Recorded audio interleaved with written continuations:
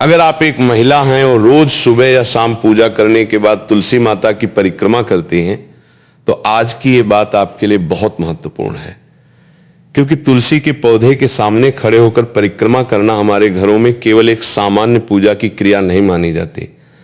सनातन परंपरा में तुलसी को पवित्रता, श्रद्धा और भगवान विष्णु की भक्ति से जोड़ा गया है। बहुत से घरों में सुबह स्नान करने के बाद तुलसी को जल चढ़ाया जाता है, दीपक जलाया जाता है, फिर श्रद्धा से उनकी परिक्रमा की जाती है। लेकिन क्या आपने कभी सोचा है कि तुलसी की परिक्रमा करते समय किन बातों का ध्यान रखना चाहिए? क्या हर समय परिक्रमा करना एक जैसा माना जाता है? क्या परिक्रमा करते समय मन की स्थिति भी महत्वपूर्ण है? और क्या ऐसी छोटी छोटी बातें हैं जिन्हें हम रोज करते तो हैं, लेकिन उनके पीछे की परंपरा और भाव को नहीं जानते? आज हम ऐसी ही 5 महत्वपूर्ण बातें जानेंगे। ध्यान रखिए, ये बातें अलग अलग परिवारों और परंपराओं में थोड़ी अलग हो सकती हैं, इसलिए इन्हें डर के रूप में नहीं, बल्कि भक्ति और अनुशासन की दृष्टि से समझना चाहिए। और 5वीं बात ऐसी है जिसे जानने के बाद आप तुलसी माता की परिक्रमा करते समय अपनी छोटी सी दिनचर्या को और भी श्रद्धापूर्ण तरीके से करने की कोशिश करेंगे। तो वीडियो को अंत तक जरूर सुनिए। पहली बात, परिक्रमा केवल गिनती पूरी करने के लिए नहीं, श्रद्धा के साथ करें। बहुत बार ऐसा होता है कि हम पूजा करते हुए जल्दी में होते हैं। तुलसी को प्रणाम किया, थोड़ा जल चढ़ाया और फिर जल्दी जल्दी परिक्रमा करके पूजा समाप्त कर दी। लेकिन पूजा की परंपरा में केवल शरीर से किया गया कार्य ही महत्वपूर्ण नहीं माना जाता, बल्कि उसके पीछे का भाव भी महत्वपूर्ण माना जाता है।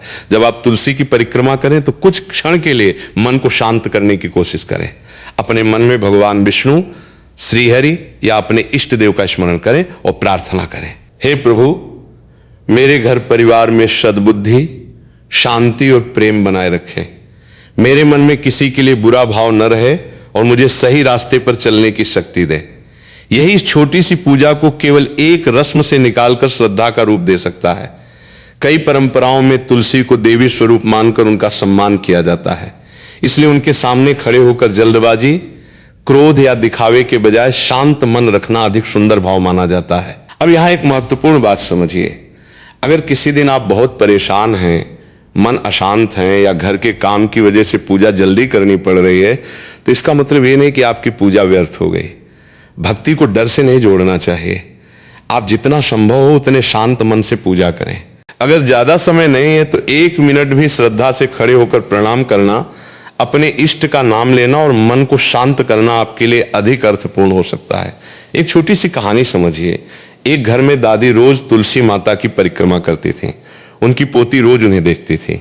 एक दिन पोती ने पूछा, दादी, आप रोज इतनी परिक्रमा क्यों करती हैं? दादी ने कहा, बेटी, मैं केवल तुलसी की परिक्रमा नहीं करती, मैं अपने मन को भी याद दिलाती हूं कि जीवन में हमें अपने अहंकार के चारों ओर नहीं, बल्कि भगवान और अच्छे विचारों के चारों ओर घूमना चाहिए। पोती को यह बात बहुत अच्छी लगी। यही तुलसी पूजा का सुंदर भाव है।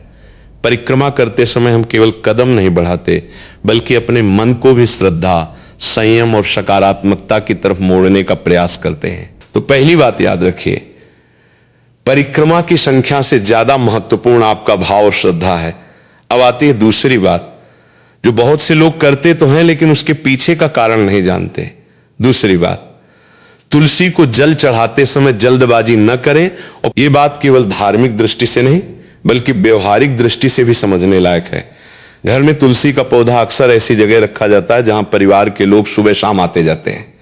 अगर उसी जगह पर रोज झगड़ा, गाली गलौज, अपमान या क्रोध का वातावरण बनाया जाए तो निश्चित रूप से घर का माहौल भी खराब होगा। इसलिए परंपरा में तुलसी को घर की पवित्रता से जोड़ते हुए उनके आसपास शांत और स्वच्छ वातावरण रखने पर जोर दिया जाता है। इसका मतलब ये नहीं कि अगर कभी तुलसी के पास किसी से बहस हो गई तो कोई अनहोनी हो जाएगी। ऐसा निश्चित रूप से कहना सही नहीं होगा, बल्कि इसका सुंदर अर्थ यह है कि जहां हम पूजा और प्रार्थना करते हैं वहां अपने व्यवहार को भी शांत रखने का प्रयास करें। सोचिए, सुबह आपने स्नान किया, तुलसी को प्रणाम किया, दीपक जलाया, परिक्रमा की, और उसके तुरंत बाद किसी परिवार के सदस्य से गुस्से में झगड़ा कर लिया, तो पूजा का सबसे महत्वपूर्ण हिस्सा, मन की शांति, वहीं पीछे छूट गया। इसलिए तुलसी की परिक्रमा को अपने दिन की एक सकारात्मक शुरुआत बनाइए। परिक्रमा करते समय मन में किसी के प्रति बदला ईर्ष्या या क्रोध रखने के बजाय अपने मन को शांत करने का प्रयास करें। अगर किसी से नाराजगी है तो मन में कहें, हे भगवान, मुझे सही निर्णय लेने की बुद्धि दें और मेरे मन का क्रोध शांत करें। यही पूजा का वास्तविक लाभ हो सकता है। चौथी बात, तुलसी के पास स्वच्छता का विशेष ध्यान रखें। अब एक ऐसी बात जो बहुत साधारण है लेकिन बहुत जरूरी है। अगर आप तुलसी की पूजा करती हैं तो उस स्थान को साफ रखें। तुलसी के आसपास कचरा, गंदे कपड़े, जूते, चप्पल या ऐसी वस्तुएं न रखें जो पूजा के स्थान को अस्त व्यस्त बनाती हों। कई घरों में तुलसी के लिए एक छोटा सा चौरा या स्थान बनाया जाता है। वहां नियमित सफाई करना केवल धार्मिक परंपरा नहीं बल्कि पौधे के स्वास्थ्य के लिए भी उपयोगी है। गिरी हुई पत्तियां या सूखी टहनियां दिखाई दें तो उन्हें सम्मान पूर्वक हटाकर पौधे की देखभाल करें। यहां भी डर की बात नहीं है। अगर कभी सफाई नहीं हो पाई तो इसका मतलब ये नहीं कि कोई अनर्थ हो गया। बस जब समय मिले जगह साफ कर दीजिए। धर्म का उद्देश्य इंसान को भयभीत करना नहीं बल्कि उसके जीवन में अनुशासन और अच्छे संस्कार लाना भी है। अब एक और बात ध्यान से समझिए। बहुत से लोग तुलसी की परिक्रमा करते हुए अपनी कोई मनोकामना बोलते हैं, जैसे मेरे घर में सुख रहे, मेरे बच्चों का भविष्य अच्छा हो, मेरे परिवार में शांति रहे, मेरी परेशानी दूर हो। ऐसी प्रार्थना करना श्रद्धा का हिस्सा हो सकता है, लेकिन प्रार्थना को सौदे की तरह नहीं बनाना चाहिए। यानी ये सोचने के बजाय कि मैंने इतनी परिक्रमा की, अब भगवान को मेरी इच्छा पूरी करनी ही होगी, इसके बजाय भाव होना चाहिए, मैं अपनी इच्छा भगवान के सामने रख रही हूं और परिणाम उनके भरोसे छोड़ रही हूं। यह सोच मन को बहुत हल्का कर सकती है। और अब आती है हमारी पांचवी और सबसे महत्वपूर्ण बात। कई लोग सोचते हैं कि तुलसी की परिक्रमा का महत्व केवल बाहरी नियमों में है, लेकिन असली सवाल है, परिक्रमा करने के बाद हम अपने जीवन में क्या बदलते हैं? अगर इसका उत्तर समझ लिया तो तुलसी पूजा का अर्थ और गहरा हो जाएगा। पांचवी बात, तुलसी की परिक्रमा के साथ अपने आचरण की भी परिक्रमा करें। सुनने में यह बात थोड़ी अलग लग सकती है, लेकिन इसका अर्थ बहुत सुंदर है। हम रोज तुलसी की परिक्रमा करते हैं, लेकिन क्या हम अपने जीवन की गलत आदतों से भी धीरे धीरे दूर होने की कोशिश करते हैं? अगर हम तुलसी के सामने खड़े होकर प्रार्थना करें कि मेरे घर में शांति रहे, तो हमें भी कोशिश करनी चाहिए कि हम घर में बेवजह का झगड़ा न बढ़ाएं। अगर हम प्रार्थना करें भगवान मेरे परिवार की रक्षा करें, तो हमें भी अपने परिवार के प्रति जिम्मेदारी और प्रेम रखना चाहिए। अगर हम प्रार्थना करें मेरे मन को शांति मिले, तो हमें भी हर छोटी बात पर क्रोध करने से बचने की कोशिश करनी चाहिए। यही पूजा को जीवन से जोड़ता है। तुलसी की परिक्रमा केवल पैरों से नहीं, विचारों से भी होनी चाहिए। एक छोटी सी कथा। एक महिला रोज सुबह तुलसी माता की पूजा करती थी। वो बहुत श्रद्धा से दीपक जलाती, जल चढ़ाती और परिक्रमा करती। एक दिन उसकी पड़ोस की महिला ने उससे पूछा, बहन, तुम इतनी श्रद्धा से रोज पूजा करती हो, तुम्हें इससे क्या मिलता है? उसने कहा, पहले मैं समझती थी कि मुझे भगवान से कुछ मांगना है। अब मुझे लगता है कि पूजा मुझे अपने अंदर कुछ सुधारने की याद दिलाती है। पड़ोसन ने पूछा, क्या सुधार?